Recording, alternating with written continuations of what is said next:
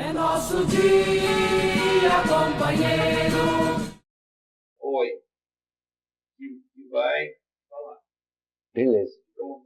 Tá legal, já tô falando, né? Apresenta.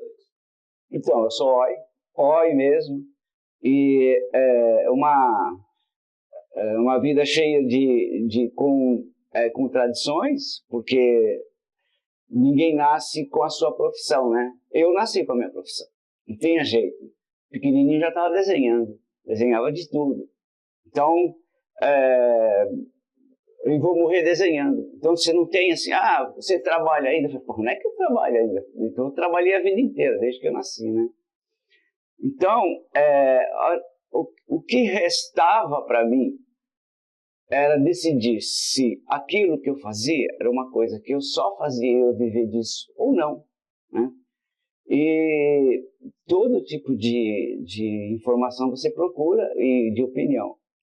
Algumas pessoas falam, você pode ser artista plástico, não sei o que e tal, né? E ficar assim, bom, sou artista plástico, mas quem que vai me dar a grana para viver, né? Uma família grande, 4 filhos, mal tinha condição de educar esses 4 filhos. Na escola, eu fui muito requisitado para participar das coisas, né? Então, se na escola tinha grupo de trabalho, eu sempre estava presente. O que eu ia fazer? Desenho, você não precisa fazer mais nada, não precisa ler um livro. Você fazia na capa e todo o trabalho que eu participava, eu ganhava 10. Fazia capa, ilustração. Né? Eu lembro de uma passagem, foi o meu primeiro encontro com a ditadura militar. Na escola tinha lá pelos 14, 15 anos, a gente fazia um jornal. Um jornal de estudante, brincadeira, né? Por acaso, um dos nossos amigos lá, a gente era 4, 5, 6, resolveu escrever um texto sobre democracia. E escreveu. O que é democracia, o papel da democracia, que vem do grego, mas não falou nada, não contextualizou. É um textinho bonitinho. Fizemos jornal do nosso bolso e fomos distribuir. Distribuir assim, vender 5 reais, sei lá, por ser na época, suficiente para pegar a grana e a gente fazer isso. E fazer o próximo. Não demorou 2 horas. Chegou o pessoal lá da escola, começou a dar o jornal, que assim, desse jeito, a gente levou um susto, né? Pegaram todos os jornais e depois, no fim do expediente, lá da aula, fomos chamados para ir na diretoria. E fomos, né? Estava lá a diretora com uma cara deste tamanho, branca, né? Olha, gente, vocês não podem fazer isso, né? Pode fazer o quê? Esse artigo, não sei o quê, não sei o quê. Mas essa é uma bobagem sobre democracia. Ele falou, onde que você está? Que país que você está? Por menos do que isso aí, muita gente dançou. Ele ficou tudo assim. O que tem isso? Falou, não tem nada. O jornal está apreendido, vocês não vão distribuir. Estamos fazendo isso para proteger vocês. Estou vendo que vocês nem sabem o que vocês estão fazendo. E essa é a parte de vocês. Né? Vocês vão ficar sem jornal, ninguém vai comentar. Vocês não comentam com ninguém. Se o pessoal perguntar o que aconteceu, vocês não vão falar nada. E da nossa parte, nós vamos dar um gancho para vocês de 2, 3 dias.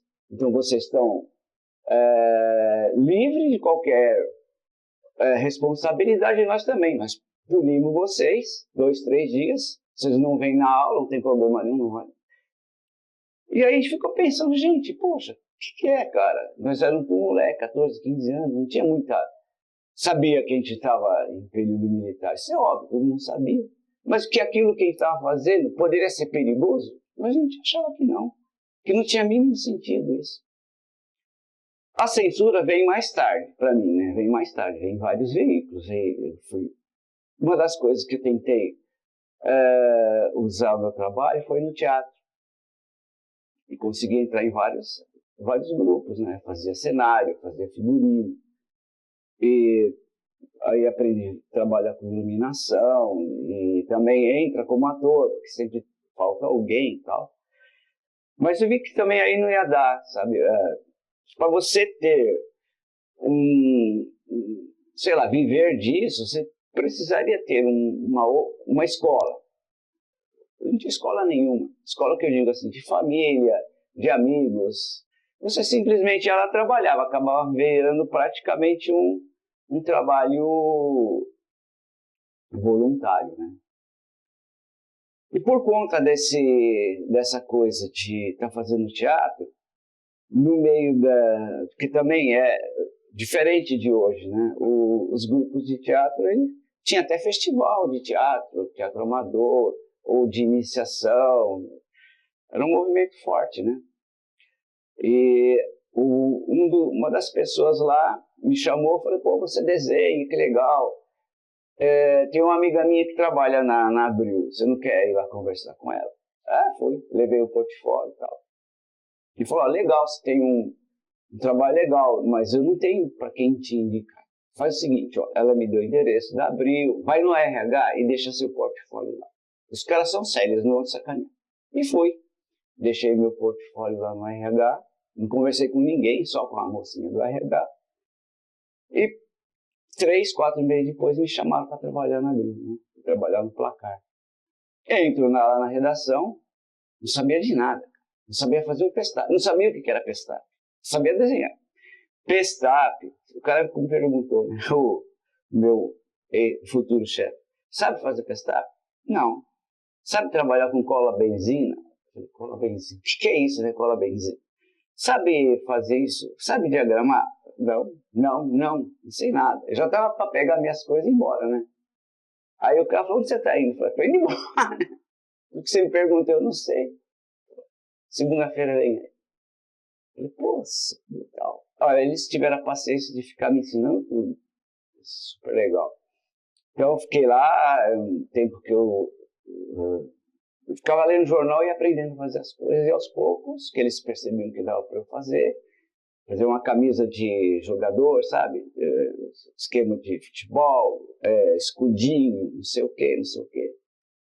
E ilustrar mesmo não tinha muita chance, né? Porque um pouco antes tinha sido o Otávio, que trabalhou lá, depois Enfio trabalhou lá, e nesse momento quem está trabalhando lá de ilustrador é o Laerte. Mas tudo bem, para mim estava ótimo. Só de conhecer aquelas pessoas e trabalhar na Abril, e eu tinha um salário na época para fazer isso, que era de 10 salários mínimos. Então eu falei, poxa vida, primeira vez que eu ganhei aquela grana, eu falei, meu, o que é isso de dinheiro, né? E todo mês vai ter isso? Para mim era um absurdo, né, de dinheiro.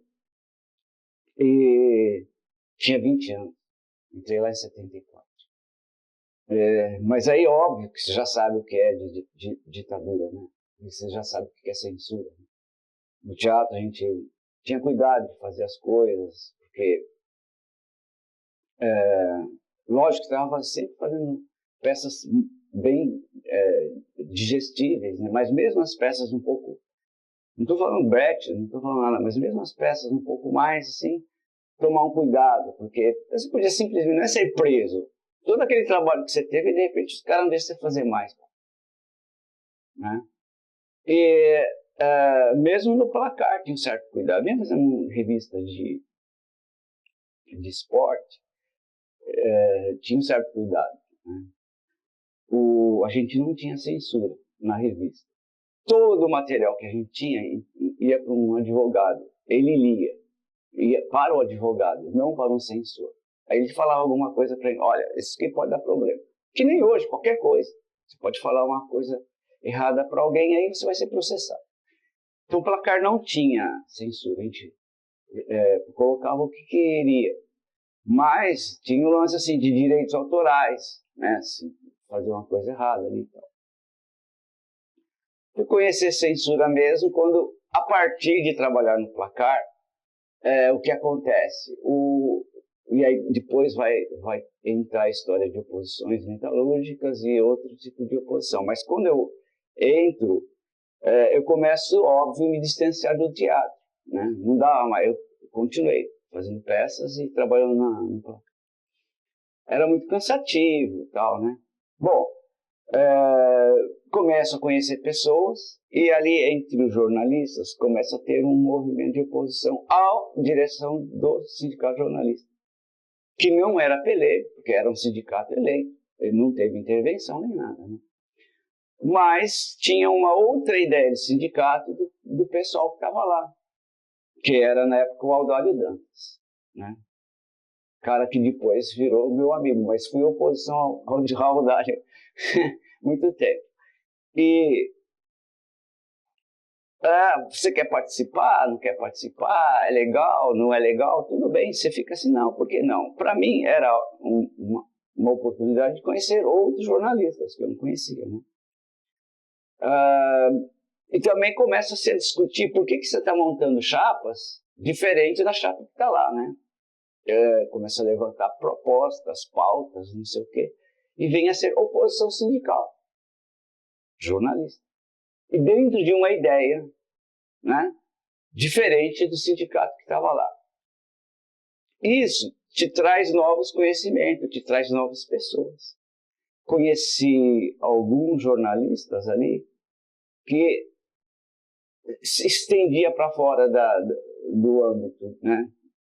Comecei a colaborar com alguns jornais, revistas de oposição ao sistema, como Movimento, fui desenhar para o Movimento, e para outros periódicos da época, né? Uma das coisas que aconteceu foi, eu fui participar de uma chapa, perdemos, né? Primeira chapa que a gente participou contra o pessoal do Audalho, a gente perdeu, então o pessoal do Audalho. E depois na outra, voltamos a participar, entrei eu e o Enfio como pessoal de arte, né? E ganhamos.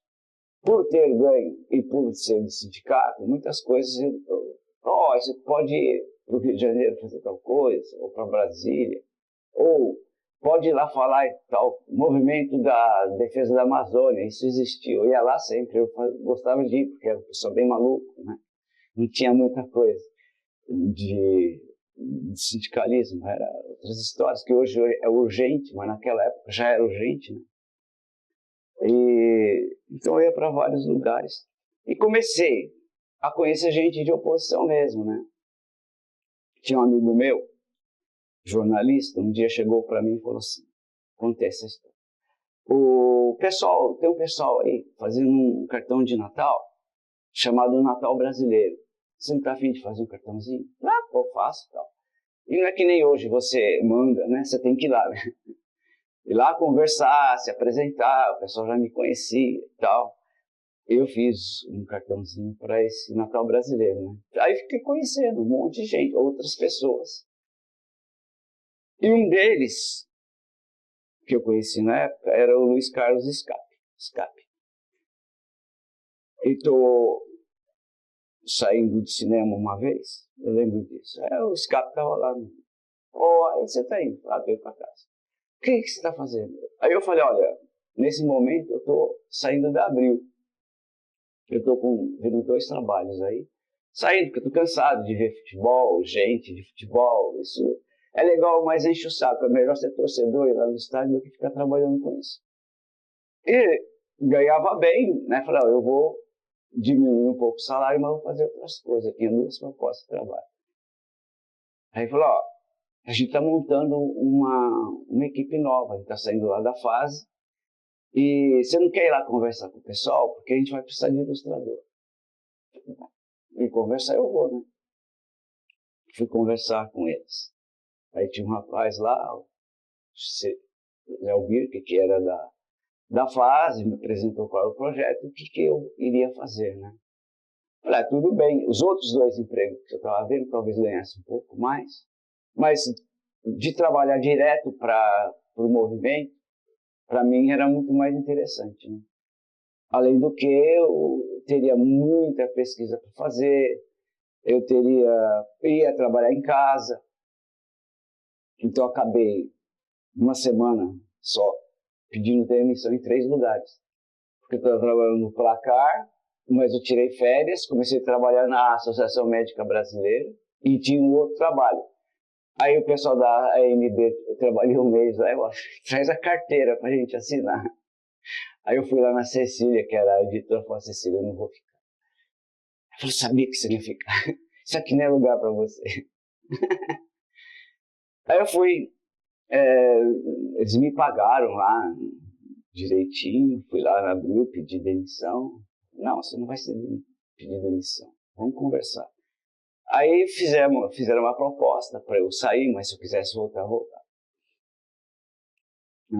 Mas aí eu voltei, acertei de trabalhar com 13. Porque eu estou dando essa volta toda, é que quando eu vou trabalhar no 13, na verdade eu vou trabalhar direto para as oposições. Então, principalmente, mas todas as oposições. Porque o 13 tinha aquilo que se chamava de trabalho de base, né?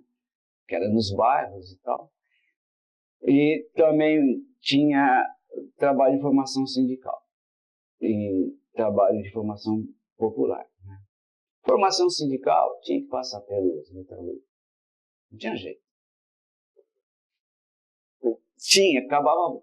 Você podia até não gostar ou não concordar, mas se não passasse pelo trabalho da oposição metalúrgica, você estava descontextualizado, vamos dizer assim. Eu não tenho condição de contextualizar isso aqui agora, porque eu mesmo não sei, né? Não sei assim. Sei, né? Teria que estudar e conversar com vocês. O que era aquilo na época. Mas tinha várias vertentes dentro da esquerda, né? O que você ia fazer? Qual era o movimento na época? Derrubar os sindicatos pelegos. Como é que você derrubou os sindicatos pelegos? Muita gente achava que era entrando mesmo na chapa dos pelegos. Muita gente fez isso. E depois, mais para frente, você está dentro do sindicato, você acaba se candidatando. Outros não, era confronto direto, como era a oposição metalúrgica. Tinha também o componente ideológico, vamos dizer assim, é uma palavra que eu não gosto de usar, mas de ruptura mesmo com o sistema, né? Que eu acho que não é minha fala aqui. Mas diferenciava, assim, as pessoas que apostavam na mudança da estrutura sindical ou do sindicato, porque, afinal de contas, o sindicato é um instrumento do capital. Ele não é um instrumento dos trabalhadores. Sinto muito, vocês sabem disso. Então, qual é o melhor sindicato tanto para os trabalhadores quanto para os patrões? Os patrões têm sindicato, eles se juntam lá no fim do ano para ver o que vai acontecer. Quanto que eu vou dar de salário e quanto que eu vou ganhar de mais-valia. É do salário de vocês que eu fico rico. Então, a oposição sindical, se eu estiver errado, vocês vão me desculpar, tinha um componente muito, muito forte da ruptura com o sistema. Mas isso, óbvio, a gente sabia, mas isso não tinha que ser colocado e não era colocado assim. Então, havia um confronto dentro todas as vertentes que queriam derrubar o sindicato. Não era a mesma coisa. Tanto é que tinha 2, 3 chapas de oposição. A que o 13 apoiava era com uma afinidade muito grande à oposição sindical metalúrgica. Eu me sentia bem com isso. Eu nunca, vamos dizer assim claramente, a oposição está fazendo merda, porque fez merda. Não estou querendo dizer, fez merda assim, tal coisa não devia ter sido a tática daquele momento, se corrigir, certo? Vocês sabem disso. Aí eu falava, foda-se, vocês vão corrigir mesmo. Sabe, eu não ia entrar na discussão de achar que aquele pessoal, outro, que está fazendo tal coisa, fosse melhor, porque eles não iam fazer correção nenhuma. Eles tinham aquele pensamento.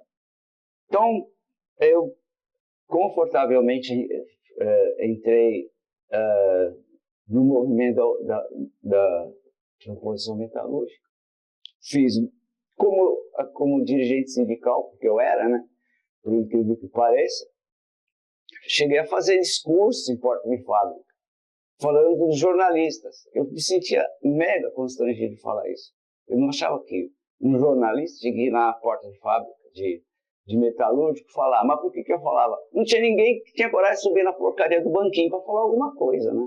Eu falei, eu vou falar, mas acho que é super errado. Então, eu lá falava da pauta, por que era importante votar em tal oposição, de tal e tal categoria, né? Não é só metalúrgico.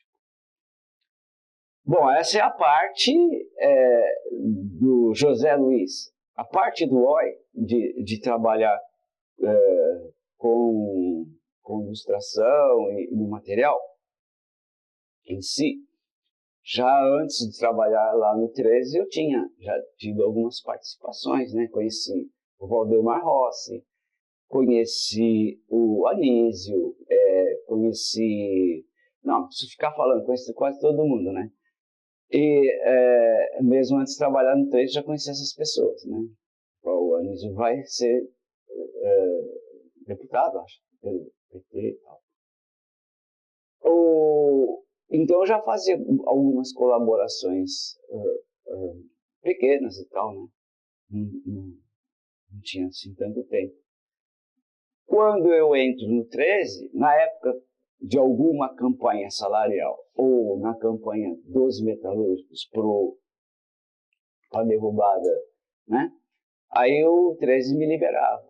Eu ia para as reuniões lá que eu digo, nem lembro, tinha vários lugares, né? E montava a redação. Eu ia lá para a redação, ficava. Eu, o Bira, o Marcati, sei lá mais quem, o Eton, sentado às vezes o dia inteiro, porque ia fazer uma publicação, de manhã até a tarde, para saber o que ia fazer de desenho, né? Porque vocês não se entendiam. E a gente entendia que vocês não se entendiam qual que ia ser. Hoje em dia você faria assim, centenas de boletim por hora, né? Centenas. Botava na internet, botava na rede social, uma por minuto. Naquela época era um boletim. Eu sei disso. E como era difícil fazer isso. Né? Muito difícil. E só para, assim, hoje em dia, você entra lá no computador, você tem uma gráfica na sua frente. Eu, quando ia nesses lugares, eu tinha uma bolsa, eu levava borracha, lápis, caneta, guache, nanquim, régua, papel. Todo dia, aonde eu fosse fazer as coisas. Né?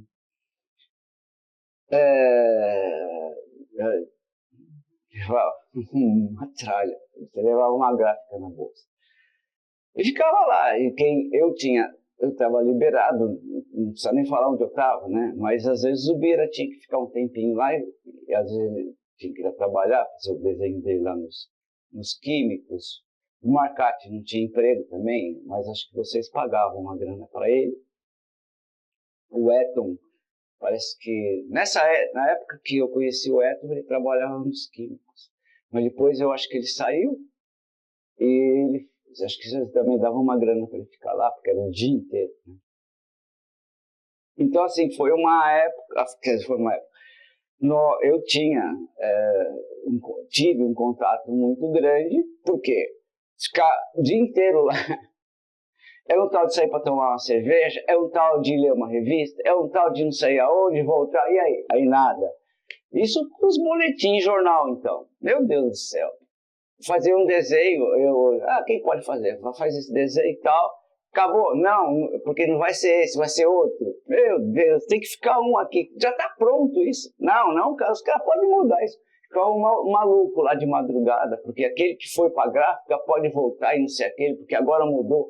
Conseguimos um apoio, quem estava esperando não saber se apoio é melhor, e daí que vai cair o desenho, vai entrar o apoio. Isso não foi só lá.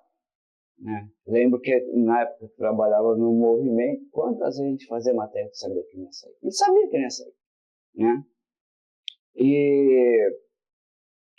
Mas assim, essa é a parte onde eu contribuí. Né?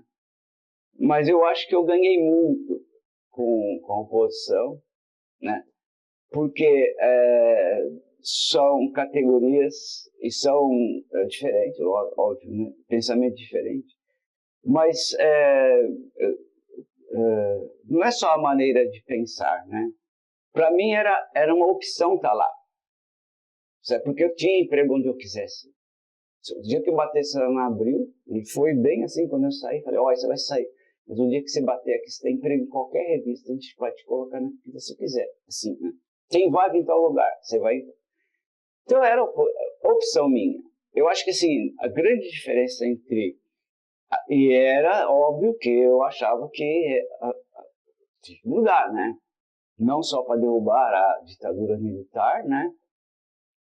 Ah, esqueci, né? Óbvio, ditadura militar. Não só para derrubar a ditadura, mas de ter uma outra vida, né? Então as pessoas que estavam lá tinham uma diferença de vida, minha e deles, imensa, era um abismo, sabe? Embora muitos metalúrgicos ganhassem muito mais do que eu. O metalúrgico não ganhava mixaria, não. Não é isso. Não estamos falando de uma classe que ganhava mal. Ganhava muito bem. E tinha metalúrgico que falava, mas você ganha isso, cara? Ganho. Você ganha muito mais do que eu, cara. Ganha. E era metalúrgico. Mas a classe em si é de trabalhadores pobres querendo lutando mesmo por uma melhoria salarial significativa, né? E também, óbvio que toda a mudança minha de pensamento, né? Quando eu entro no 13, a gente faz através do Mauro Iazes, do Humberto, a gente fez um grupo de estudo de leitura do Capital. Ficamos 3, 4 anos estudando Capital, estudando Marx, estudando tudo afim ali, né? Falei, puxa vida, na vida eu nunca ia ter 3, 4 anos me pagando para sentar numa mesa. E lendo lá o material. E também vinha gente de outras equipes, né? De outros grupos estudar com a gente. Isso muda muito. Muda muito. Você quer mudar a sua vida? Se você acha que sabe tudo, você não sabe nada se você não leu e estudou Marx, né? E muda muito. Você começa a entender muito claramente todas as relações de vida. Não só econômica e não só política. De vida. Você começa a entender por que aquele carinha fala e pensa assim. E muitas vezes para aceitar o carinha que fala assim. Não é ele. Você deu vontade de dar um soco nas merdas que o cara fala. Né? Assim, hoje em dia é assim. Né? Aí sai de perto, porque não é ele, cara. Né? Não estou passando pano para os caras que fazem. Não é ele. Então, eu acho que eu fiz a opção correta. Né? Eu teria uma vida confortável? Teria. Né?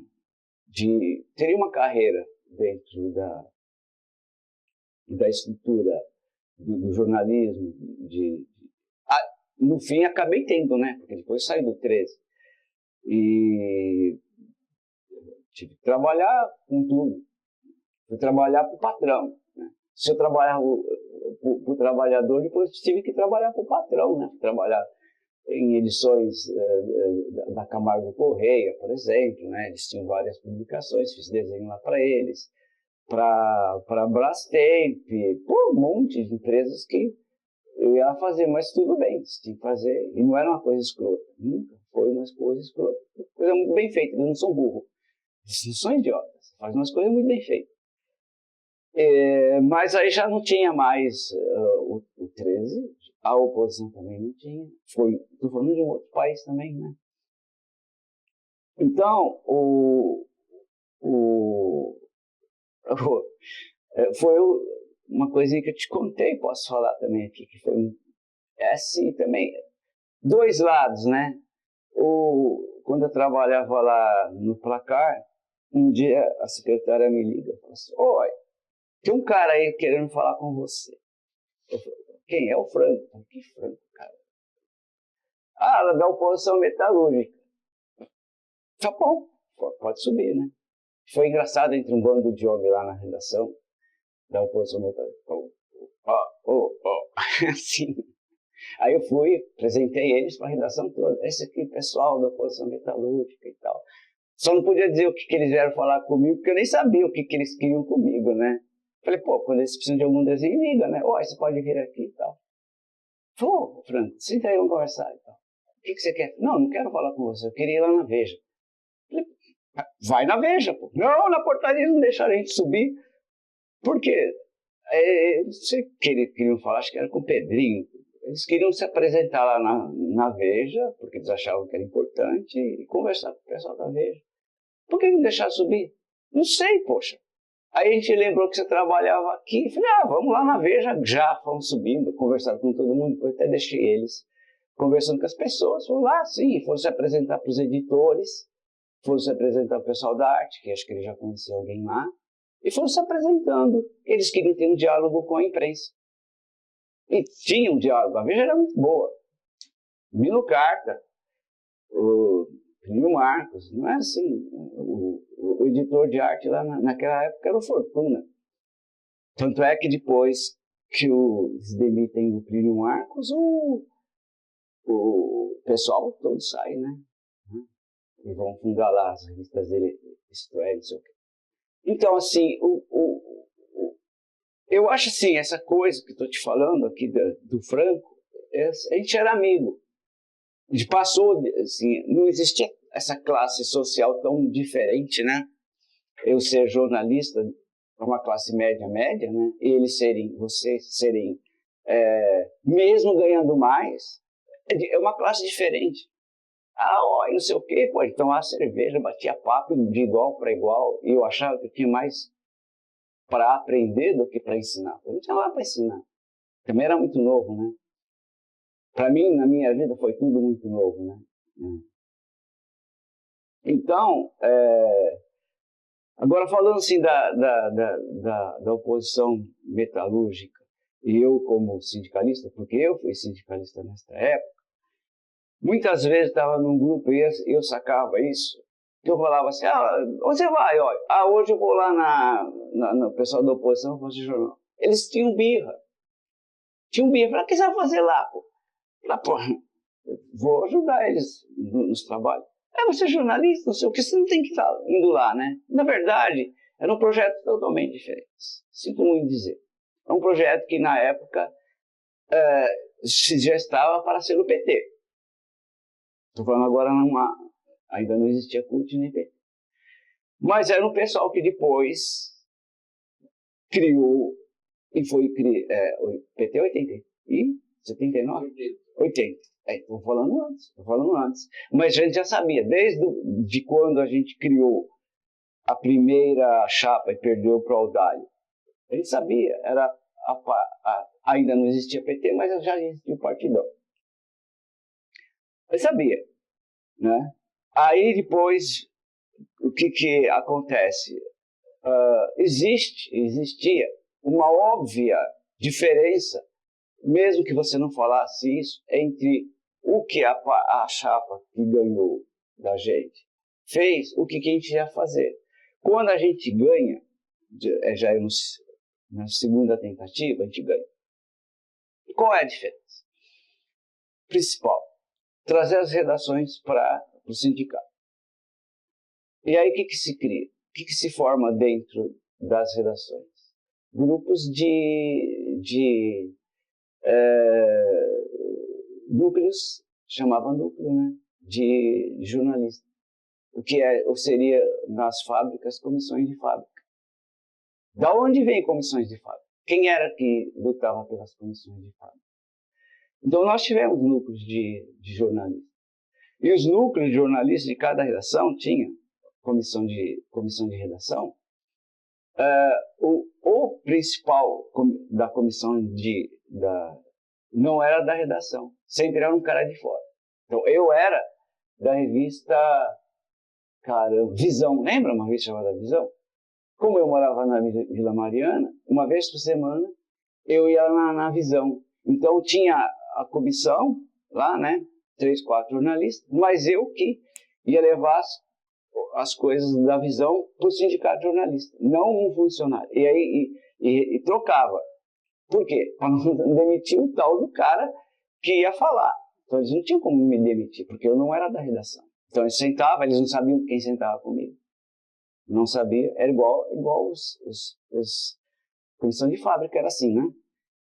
E da onde que... Isso não poderia existir nunca com o grupo que saiu. Não ia existir isso. Então a gente sabia disso. Mas você não ia chegar e falar, pessoal de tal tendência. Isso não existia. O sectarismo aí talvez venha a ter depois. Naquela época não tinha. O que acontece? entre os jornalistas. E por que essa birra com a oposição metalúrgica? Estou falando da minha experiência, né? Quem eram os meus amiguinhos e quem era das chapas que eu contribuí. Eles depois vieram ser pessoas importantes dentro do PT. Ajudaram a criação do PT. Tá bom, o PT começou a crescer. Aí foi a discussão e a briga para a formação da CUT, que eles não queriam. Não queriam. E eu falava, eu era das pessoas que queriam a criação da CUT. É uma discussão que vai começar a ter dentro do sindicato. Não bastava tomar os sindicatos, tinha que tomar o sindicato e fazer a unidade sindical, né? Não ser separados, né? Aí começa a discussão da formação da CUT, alguns a favor, outros contra. O pessoal do sindicato, dos jornalistas, as direções eram a favor da criação da CUT. E aí entrou numa outra história que já não era mais os pelegos, já eram os autênticos.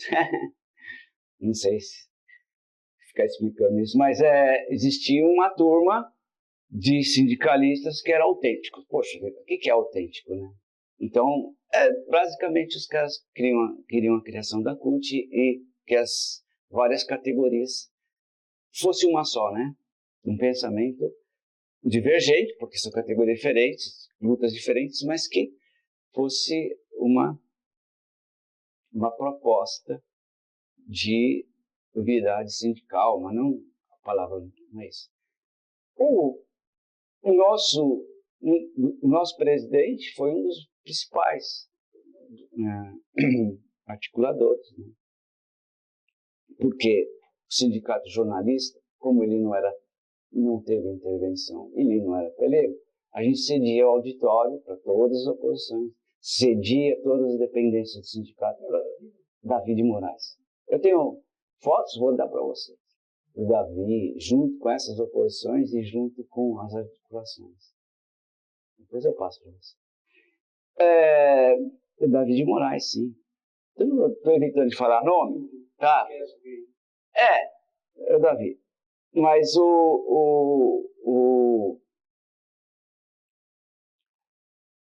quando entrava a palavra oposição sindical metalúrgica, havia, mesmo dentro dos autênticos, havia um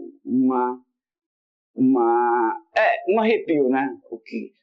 E aí eles, o que você está fazendo lá, né? É óbvio que eu vou lá ajudar, a gente tem que derrubar lá, tirar o Joaquinzão, ou tirar depois os Medeiros, né? Mas muita gente já era muito afim do Medeiros.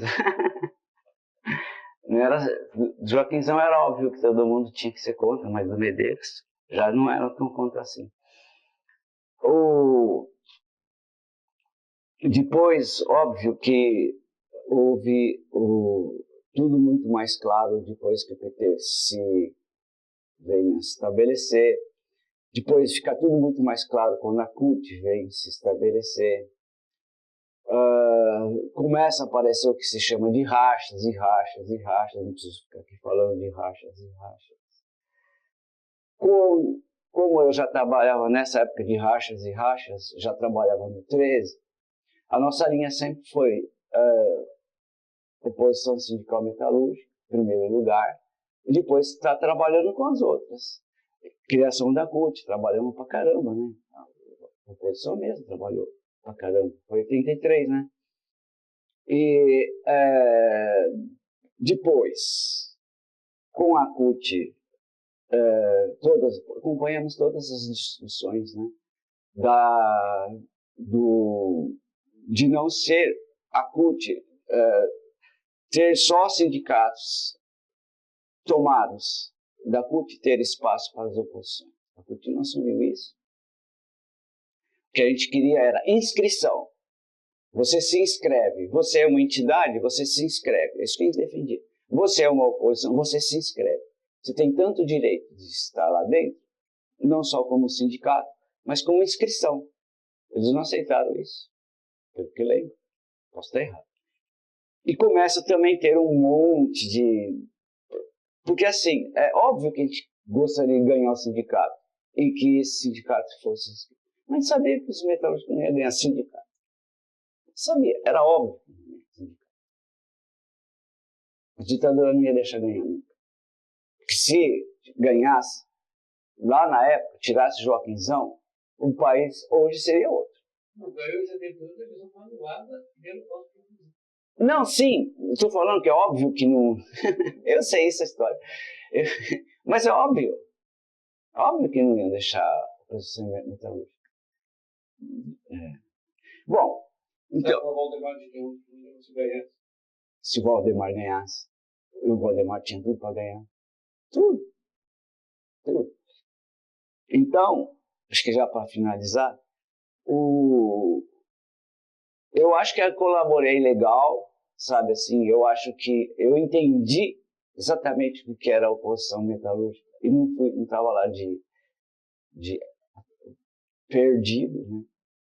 Entendi a importância da oposição, ganhar. Tive muitos amigos lá, principalmente o pessoal da Zona Sul. O O me adorava. Não sei se porque era O e Oi, não, mas o Macambira, que era de lá, né? Eu não sei, tive muita relação com o pessoal de lá.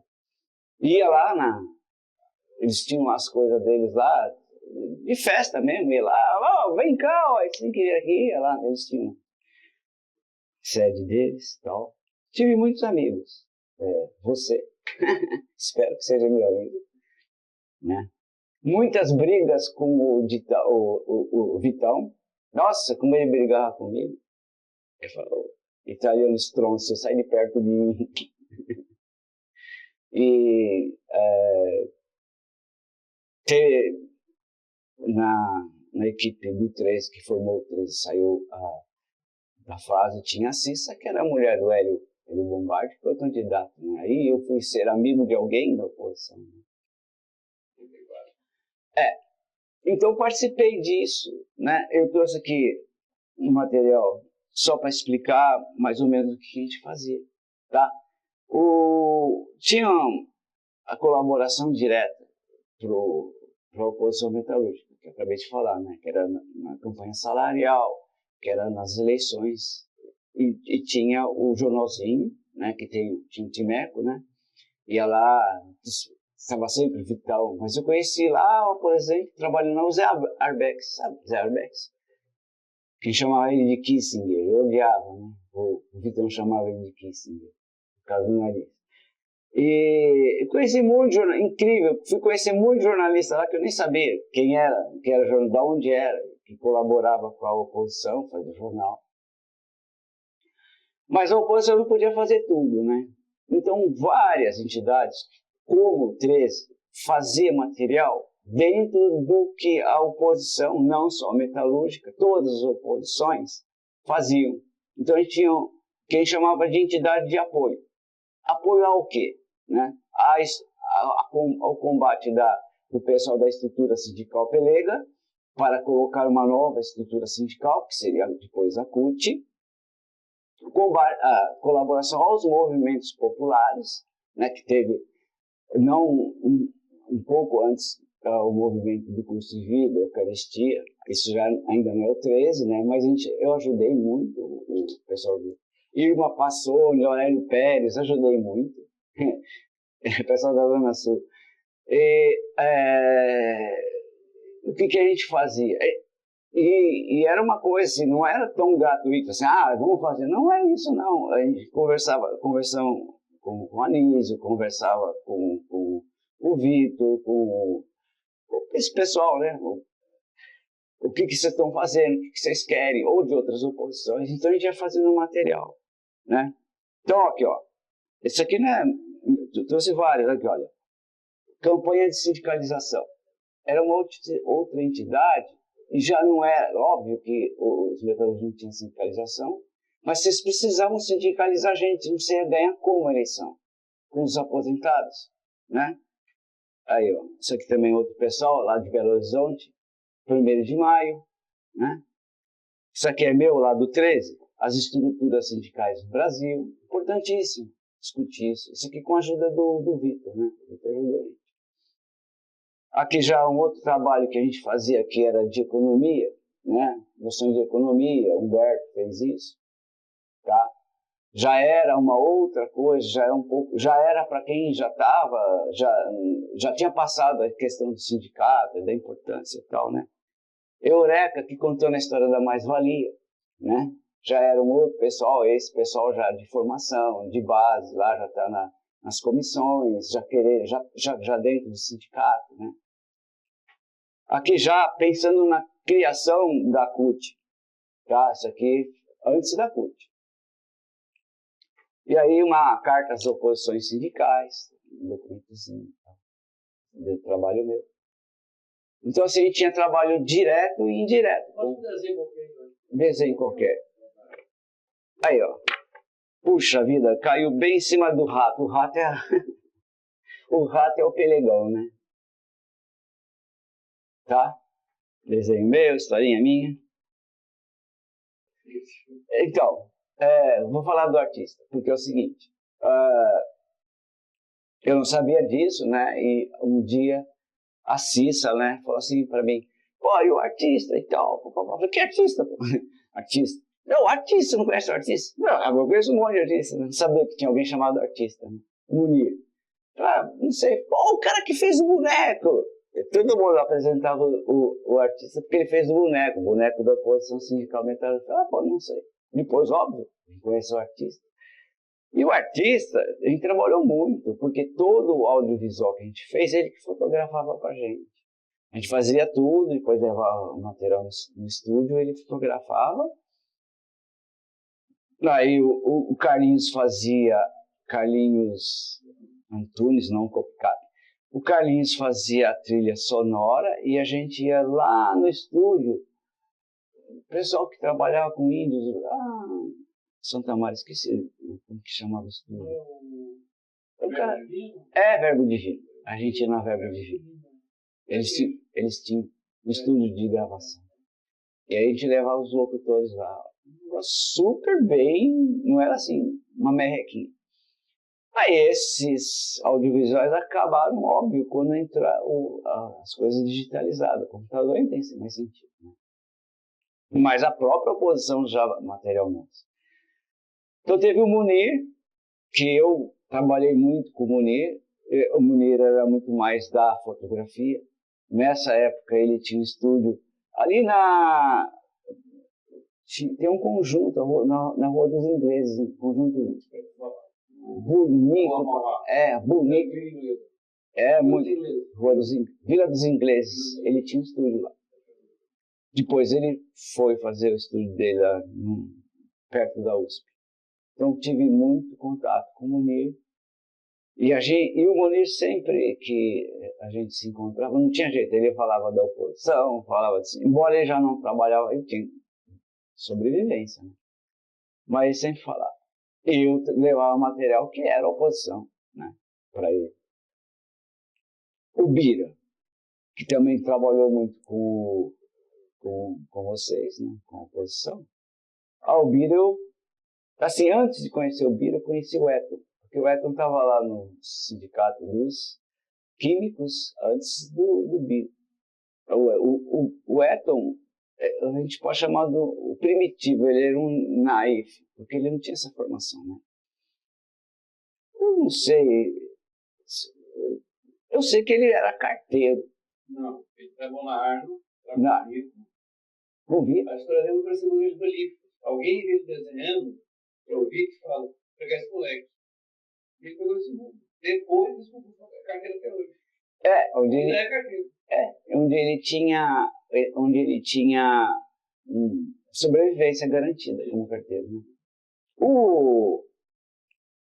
Você falou do Elifas trabalhou tanto pra gente, né?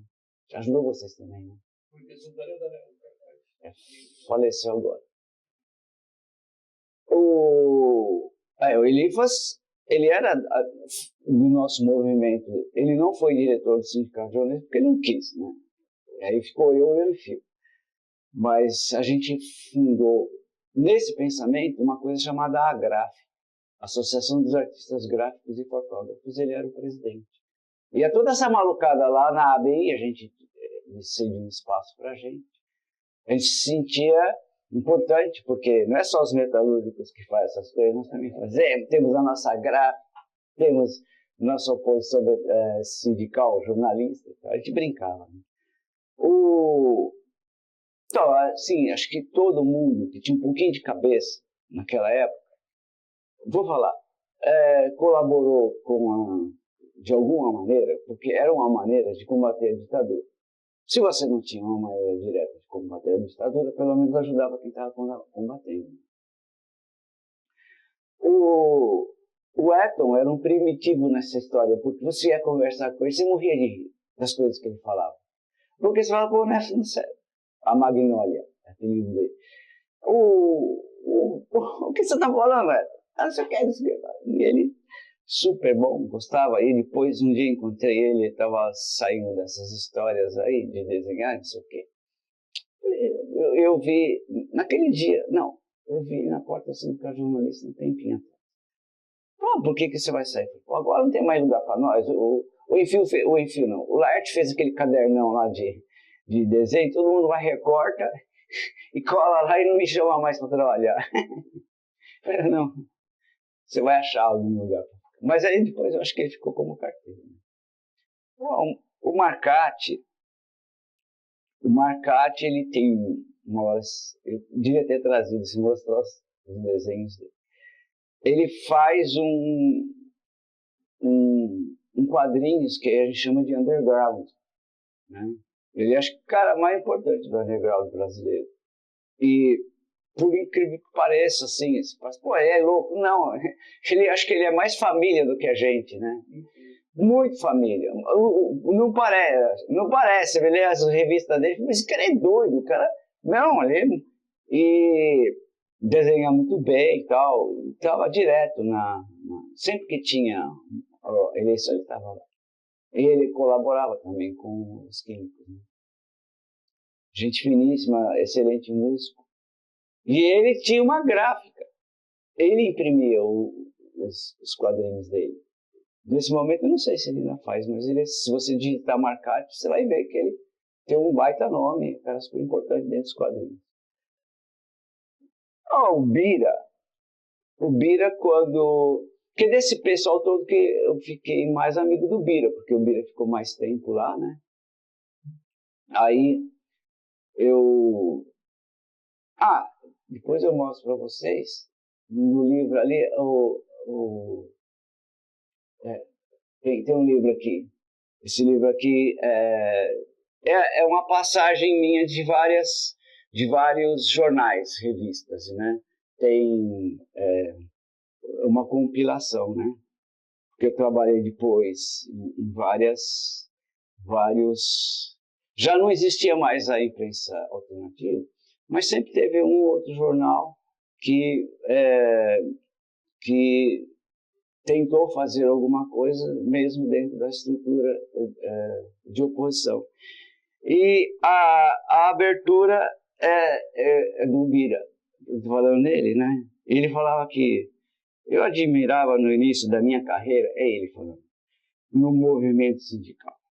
Está falando de mim, que ele me admirava. Já havia trabalhado por 3 anos como desenhista de gibis, ele, né, os Trapalhões, aquele da Bloch. Mas o humor combativo e denunciador do fim da época de chumbo da ditadura me chamava a atenção. Então vamos ver se ele fala isso mesmo, né? A imprensa alternativa, como Pasquim, Movimento Opinião Versus, usava e abusava da linguagem gráfica como forma de combate. Oi estava lá com outros nomes expressivos, como Enfio, Laerte, parará. E ele fala do Eton aqui. Via seus cartoons também na revista Placar, meus cartoons.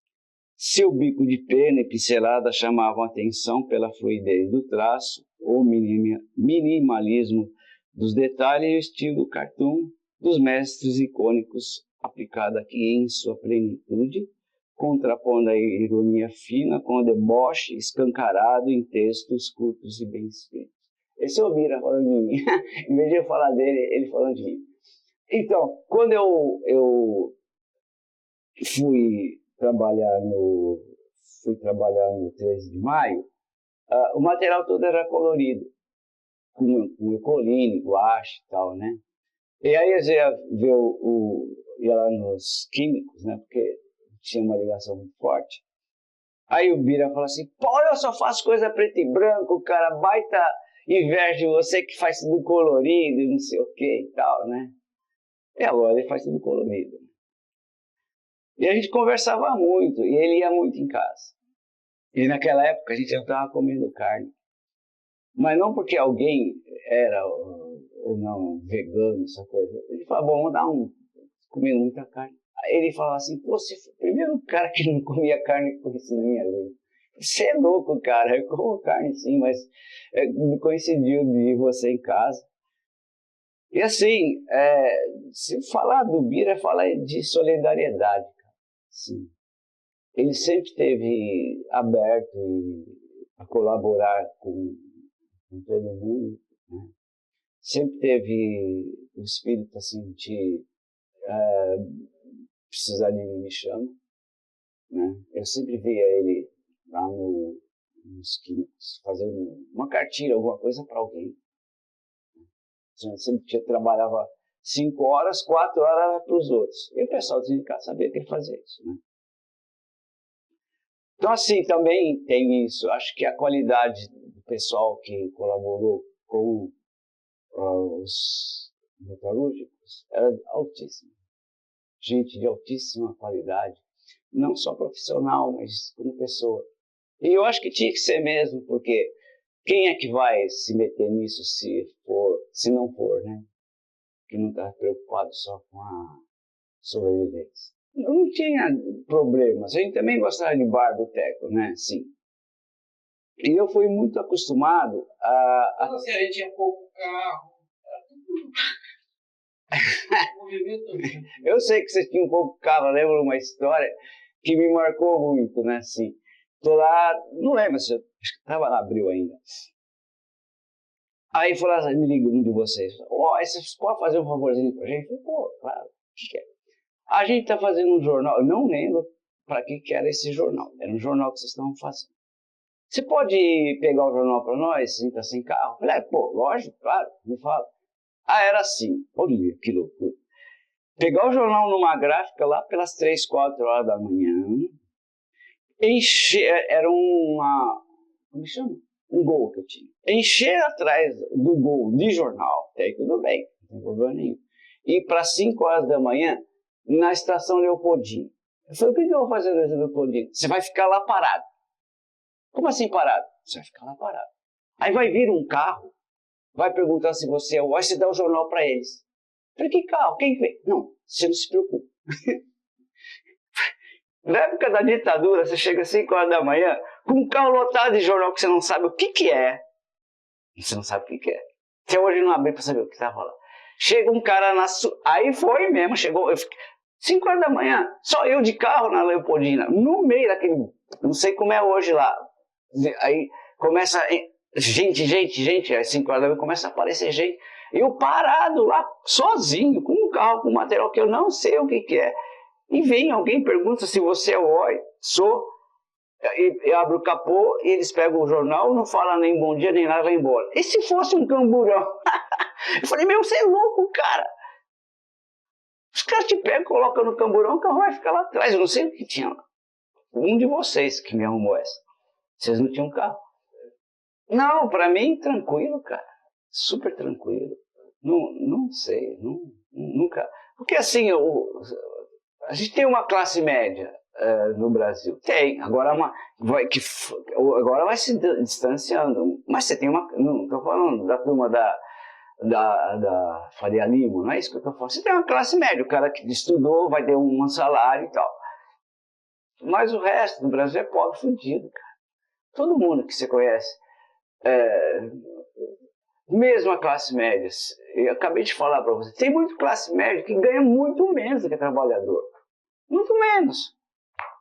Muito menos. Aí você fala, mas por que aquele cara que é trabalhador é fudido? E o outro que é um classe média não é fudido? Porque aquele trabalhador, o irmão é fudido, a mãe é fudido, os primos é fudido. E o cara classe média, o irmão é mais ou menos, o pai é mais ou menos, todo mundo é mais ou menos. Então um cara que ganha bem lá na periferia, ele vai resolver a vida de muita gente. E ele não tem estrutura, não tem cabeça para viver melhor do que aquilo, infelizmente, né? Então para mim nunca foi problema. Assim, eu tomo uma cachaça com vocês também, na época. Tinha que ficar esperando lá, né, o material ficar pronto. E a gente falava que ele era histriônico e macarrônico, né? Sim. Não tô... Era eu, todo mundo fala, Vitão, né? Então, o Vitor, ele colaborou muito com o 13, já é outra mão, né? Porque assim, ele escrevia, só que ele tinha que passar alguém para corrigir, porque ele não tinha um português, né? Era uma coisa meio... Mas ele escrevia, então a gente pegava as coisas que ele escrevia e passava para ser legível por todo mundo. Sim, a bolsa dele era maior do que a minha. Ele andava com estilete, isso não andava, ele recortava tudo, não sei o que e tal, fazia lá do jeito que ele queria. Ele adorava o Bira. A paixão, se ele fosse casar com alguém, ele casaria com o Bira. Se quer casar com alguém, eu quero, com o Bira. Ele tinha uma paixão imensa pelo Bira. O Bira, tudo que ele precisava ia pedir pro Bira, o Bira fazia, né? E assim, comigo menos, porque era ele que ia lá no 13. Quando era que a gente ia nas redações, ele que coordenava a coisa, era muito caótico tudo. A gente sabia que era caótico, né? Sim. E a gente sabia que não adiantava entrar no caos, porque tudo que é criativo é caótico, né? Vocês tinham pouco tempo para fazer pouco material, porque tinha pouca grana. Se tivessem grana, vocês não faziam boletim, jornal a rodo, aí, né? E ainda tinha que rodar nos químicos, onde que vai rodar essa coisa, né? E o coordenador do caos era o Vitor, que era caótico pra caramba. Mas assim, do caos saía o material, né? Saía o material. O que eu acho que o Vitor tinha não esquentar a cabeça com o caos que era, e é caótico, porque as pessoas não estão acostumadas, não tinham disciplina de redação, né?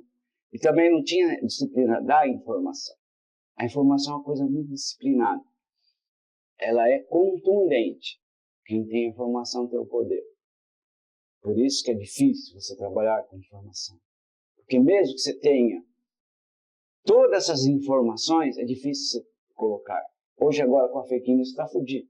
Porque você não vai entrar no fake news e você vai trabalhar a informação da maneira mais correta possível. Cada vez mais, porque você joga muita informação muito rápido. A cada segundo você pode jogar informação se quiser. Naquela época não, você fazia um jornal. Eu lembro que o pessoal fazia jornal até naquele negócio de álcool, né? Jornalzinho de álcool. Aí, eu acho que o grande mérito do Vitor, talvez por ele ser estrangeiro, né? Era saber trabalhar esse caos. E ele sabia organizar a cabeça das pessoas. Sabia que você falou do Chico Gordo, se o Chico Gordo na campanha da chapa dele pensava uma coisa, e ele era a cabeça de chapa, e as pessoas pensavam diferente, de alguma maneira ele ia, porque outros caras foram cabeça de chapa em outros momentos, e todo mundo queria dar sua opinião, ele queria ver que isso ia sair e tal. Ele sabia trabalhar isso. E ele trazia para a gente, ficava fora do caos, né? Ele já trazia as informações, como ia ser, alguém ia escrever, né, digitalizar, datilografar, né, porque era isso, e a gente ia ler matéria, ia com ele diagramar o jornal ou o boletim, ver se ia entrar uma ilustração ou uma foto, porque a gente podia ter ficado o dia inteiro lá e não ia ser um desenho, ia ser uma foto, né? Não ficava todo mundo. Às vezes eu ficava uma manhã, aí à tarde o Marcati pode vir, ou à noite vem o Bira. Bom, no pau, né?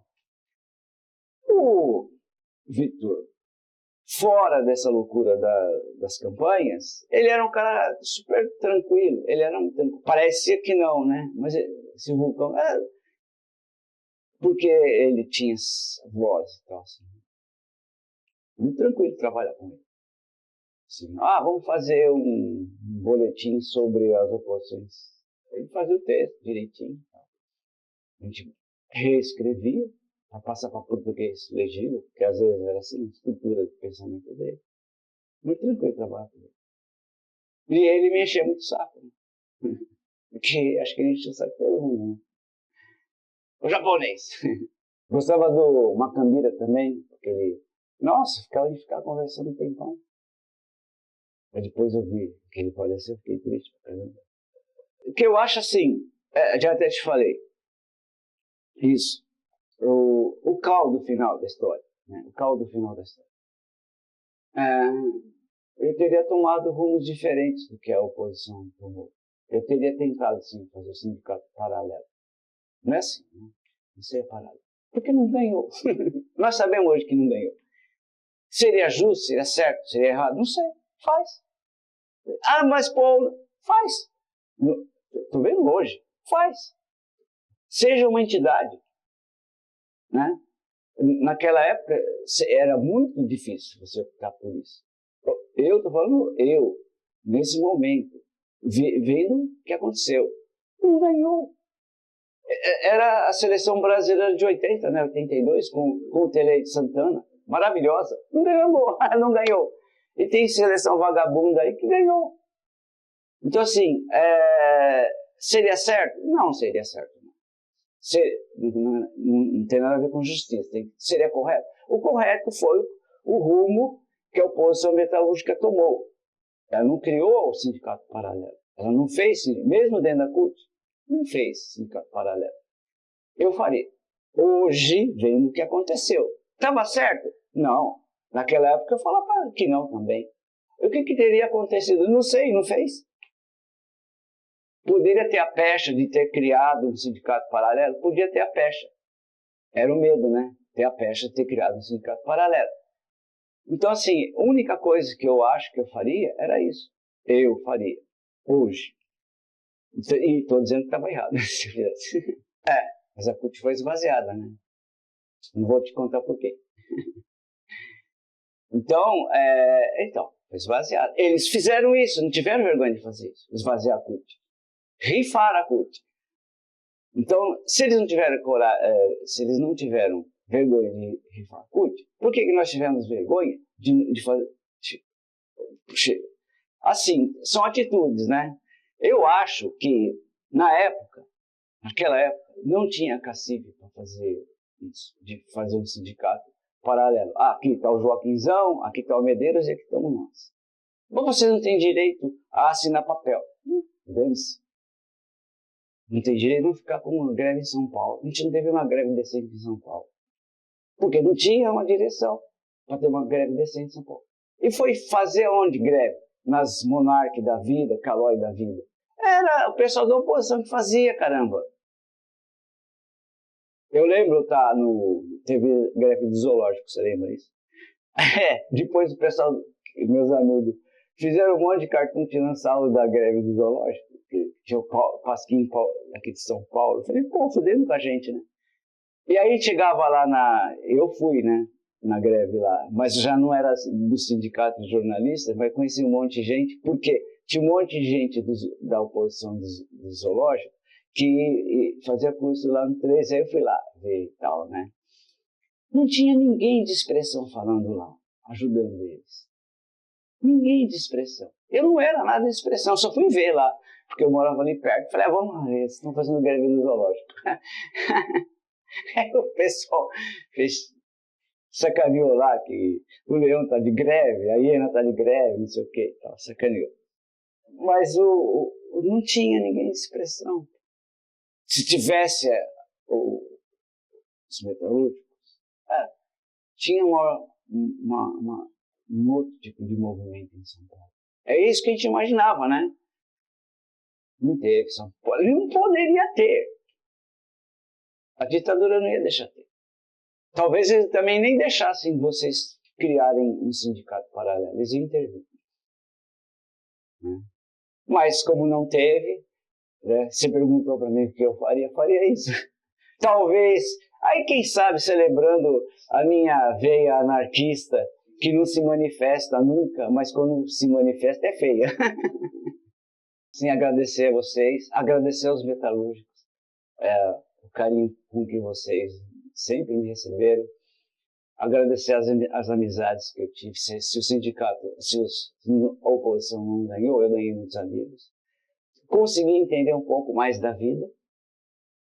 A vida não é fácil, porque o entendimento do que é ser o ser humano é escondido. Então é só para trabalhar, produzir, mais valia. E acho assim que se tivesse que fazer, faria tudo de novo, igualzinho. Né? Acho que foi um privilégio trilhar esse caminho com você.